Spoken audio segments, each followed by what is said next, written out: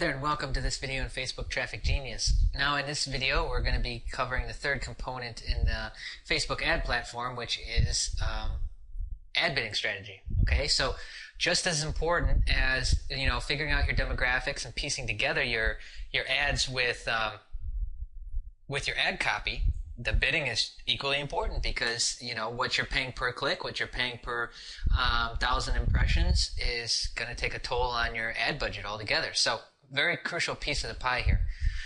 So in a nutshell, what are we looking for? We're looking for traffic to go up, ad costs to go down. We're talking about, you hear all the time about people that are getting 1 cent clicks, 2 cent clicks, free clicks. And you tell people about it and they don't even think that it's possible.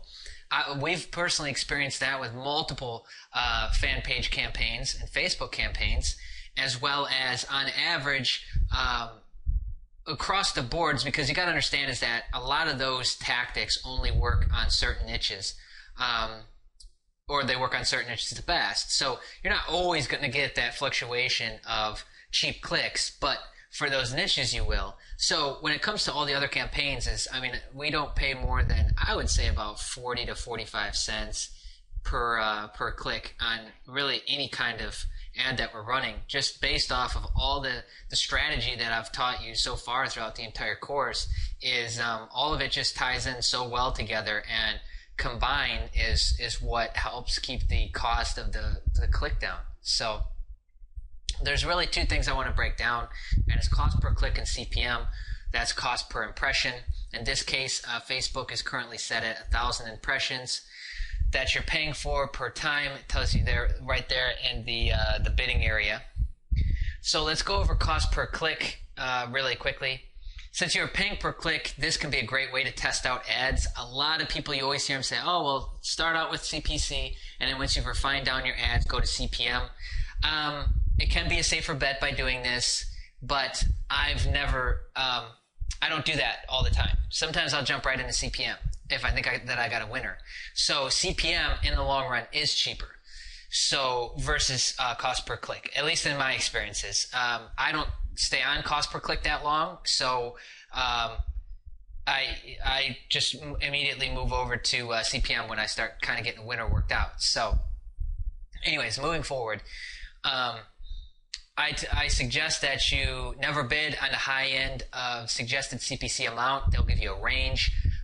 You'll see that in the look over my shoulder videos following this segment. And I don't suggest to bid on that high amount. I actually suggest to bid just a little bit over the suggested low end. So they'll give you min and max. I suggest to be right around the minimum. And then just keep this in mind too, and I'll explain this further, is the audience that you're targeting. The tighter that you can make that audience, the better your ads will do. They'll perform better, and you'll have cheaper cost per click. Okay, because Facebook works like this, and I'm sure I've outlined this for you, and I'm sure a lot of you are familiar with this, but how they work is the popularity of your ads directly reflects on the amount that you're paying and how often your ad is showing. So when you hear people warning you about, and we'll get into this more, but there's a big warning with CPM, and I'll bring that up in just a second. But on the CPC side of things, is that even with a tighter audience, with tighter demographics, you're going to see a lot lower. So even though you're in that suggested bid range, the actual cost per click that you're paying won't end up being that much. Okay, and so to continue on, targeting everybody will just waste your money in the long run. I tell you that.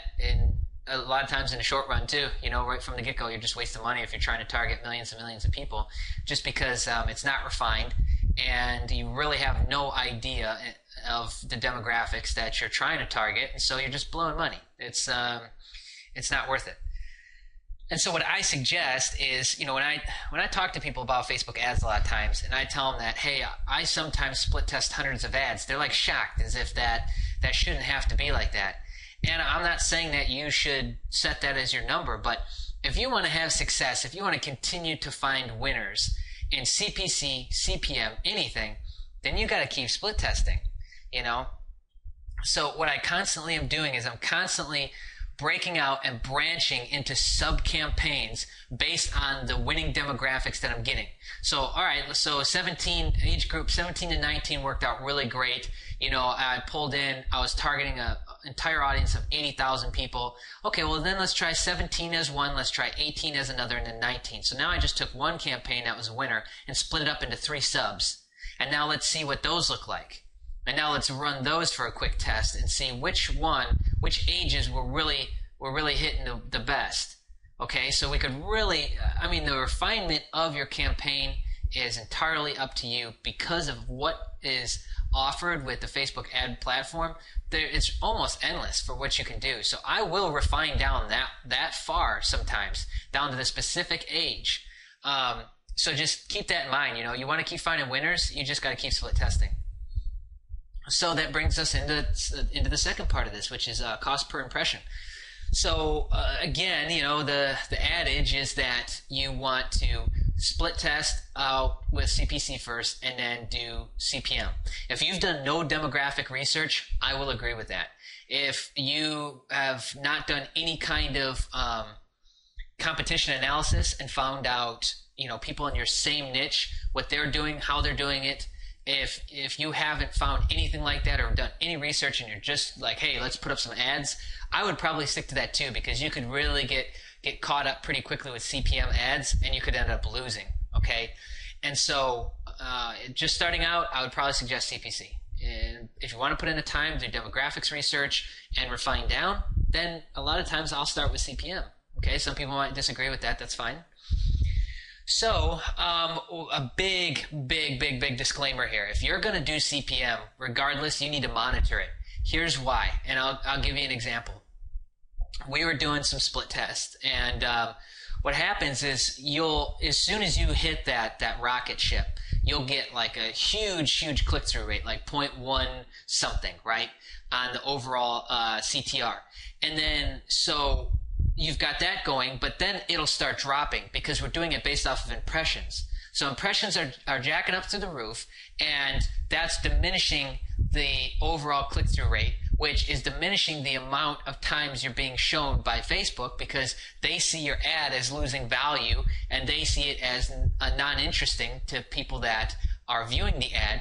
So you'll get stuck in this spot to where everything's on a decline, and you definitely do not want to you definitely don't want to ride this on the decline or stick in there on the full ride down.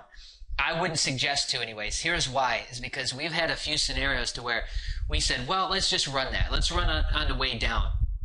And we did, and we didn't lose much, but we were out about 50, 60 bucks on the one campaign alone. And so that, if you had big ads running, you could lose thousands. You could lose a lot of money on that. So I got to disclaim that, because if you're going to do CPM, you got to keep an eye on it, because a lot of times these winter campaigns, they'll come and go within a day or less. And that's fine, because you just keep finding more of them. Or you just pause it and then come back to it in a couple days and it's a winner all over again. Okay, so keep that in mind, is when you've run a winner and then it kind of fizzles out, that's not it for that. Save that. Get rid of the absolute duds and get rid of those. And then keep the ones that were like winners and you rode the peak and then got out. You know, kind of, I guess day trading is similar to that, right? Ride the wave, get out. So keep those bundled up and reactivate those from time to time and see how they do. And they should continue to be winners on the way up, you know.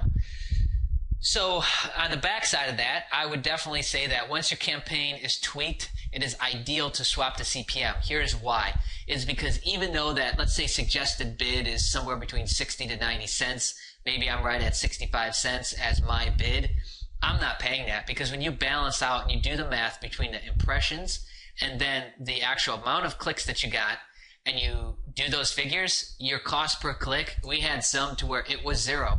And it's like, it's really cool to sit there and figure out that you literally just paid nothing for those clicks. You know, so that's really cool to get that tweak to the point that you're kind of canceling it out. And I know that it's really hard for some to believe, but when you start figuring out the numbers and you do the basic math, the numbers don't lie. So definitely get your campaigns tweaked before jumping into CPM, because you could definitely get caught with your pants down, so to say, with this, and you could lose a good amount of money.